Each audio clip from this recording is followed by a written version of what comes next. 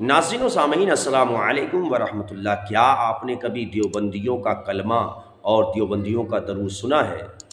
اگر نہیں سنا ہے تو میں سناتا ہوں، آپ سنیے گا۔ دیوبندیوں کا کلمہ ہے لا الہ الا اللہ اشرف علی رسول اللہ، اور درود پاک اللہم صلی علی سیدنا و نبینا و مولانا اشرف علی۔ ناظرین و سامعین السلام علیکم ورحمۃ اللہ۔ دیوبندیوں کے مولوی اشرف علی تھانوی کا ایک مرید تھانوی صاحب کو اپنا ایک واقعہ لکھتا ہے اور وہ تحریر کرتا ہے، دیکھتا ہوں کہ کلمہ شریف لا الہ الا اللہ محمد الرسول اللہ پڑھتا ہوں، لیکن محمد الرسول اللہ کی جگہ حضور اشرف علی تھانوی کا نام لیتا ہوں۔ اتنے میں دل کے اندر خیال پیدا ہوا کہ مجھ سے غلطی ہوئی، کلمہ شریف کے پڑھنے میں اس کو صحیح پڑھنا چاہیے۔ اس خیال سے دوبارہ کلمہ شریف پڑھتا ہوں۔ دل پر تو یہ ہے کہ صحیح پڑھا جاوے، لیکن زبان سے بے ساختہ بجائے رسول اللہ صلی اللہ علیہ وسلم کے نام کے اشرف علی نکل جاتا ہے۔ حالانکہ مجھ کو اس بات کا علم ہے کہ اس طرح درست نہیں، لیکن بے اختیار زبان سے یہی کلمہ نکلتا ہے۔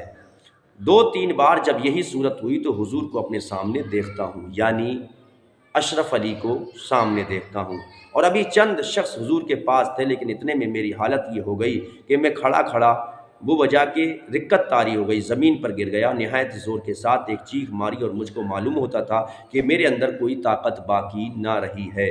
اتنے میں بندہ خواب سے بیدار ہو گیا، لیکن بدن میں بدستور بے حسی تھی، اور وہ اثر نا طاقتی بدستور تھا، لیکن حالت خواب اور بیداری میں حضور اشرف علی کا ہی خیال تھا۔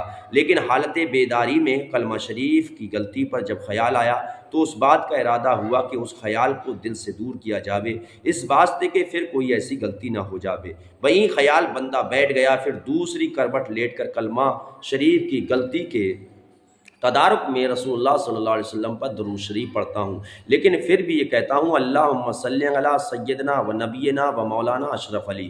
حالانکہ اب بیدار ہوں، خواب نہیں، لیکن بے اختیار ہوں، مجبور ہوں، زبان اپنے قابو میں نہیں۔ اس روز ایسا ہی کچھ خیال رہا تو دوسرے روز بیداری میں رکت رہی، خوب رویا، اور بھی بہت سے وجوہات ہیں جو حضور کے ساتھ باعث محبت ہیں، کہاں تک عرض کروں۔ مولوی اشرف علی تھانوی نے اس کا جواب جو اپنے مرید کو دیا وہ یہ ہے۔ جواب: اس واقعہ میں تسلی تھی کہ جس کی طرف تم رجوع کرتے ہو وہ بعین ہی تعالی متبع سنت ہے۔ 24 شوال 1335 ہجری، رسالۃ الامداد صفحہ نمبر 35، باب السفر 1336 عیسوی۔ دیوبندی بہابیوں کے نام و نہاد مجدد اور حکیم الامت اشرف علی تھانوی نے اپنے مرید کو توبہ کرنے کی نصیحت نہیں کی، اور یہاں تک کہ یہ بھی نہیں لکھا کہ یہ شیطانی وسوسہ ہے، بلکہ جواب میں اس کی حوصلہ افزائی اور تائید کر دی۔ مولوی اشرف علی تھانوی کے جواب کو پڑھ کر عوام یہ کہنے پر حق بجانب ہے کہ جو کام مرزا قادیانی سے نہیں ہو سکا وہ دیوبندیوں کے مولوی اشرف علی تھانوی نے کر دیا ہے۔ نیز دیوبندیوں کے نزدیک الصلاۃ والسلام علیک یا رسول اللہ یہ درود شریف پڑھنے والا مشرک اور کافر ہے، مگر اللہم صلی علی سیدنا و مولانا اشرف علی پڑھنے والا مسلمان اور موحد ہے۔ وہابی نجدیہ کی خود ساختہ توحید کے نمونے یہ کہ دیکھیے، یہ ہر روز توحید و توحید کا ڈھنڈورا پیٹنے والے اور مسلمانوں کو کافر اور مشرک بنانے والے نام نہاد توحید کے ٹھیکیدار کی توحید کا حال جو قرآن و حدیث کے بالکل خلاف ہے۔ اب آپ خود ہی قیاس فرما لیں کہ جن کے اکابر کے نزدیک اللہ تعالیٰ کی یہ شان ہے کہ سب سے بڑا بھی نہ ہو، جھوٹ بھی بول سکتا ہو، بے علم بھی ہو، مکار بھی ہو، دغاباز، چال چلنے والا، بھول جانے والا، معاذ اللہ رب العالمین، عیوب و نقائص کا امکان بھی ہو، اور دیگر رذائل قبیحہ افعال کا سرزد ہو جانا، جس سے ممکن ہے ایسے فرقہ کے لوگوں نے دین اسلام اور قرآن و سنت کو کیا سمجھا اور اس کی کیا تبلیغ و اشاعت کی ہوگی۔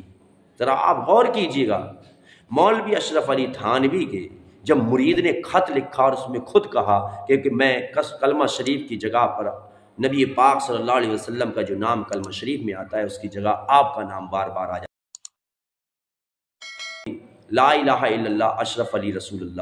جب یہ خیال آیا تو ہونا تو یہ چاہیے تھا، اپنے مرید کو نصیحت کرنا چاہیے تھی کہ تم اس بات سے توبہ کرو کہ یہ شیطانی خیال تھا۔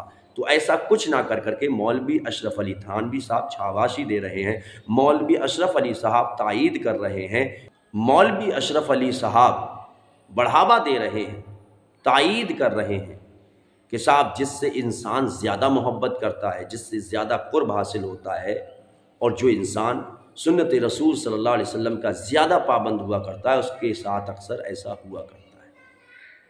ایسے لوگوں کے بارے میں آپ کا کیا خیال ہے؟ یہ وہابی اور دیوبندیوں کے بڑے بڑے اکابرین میں سے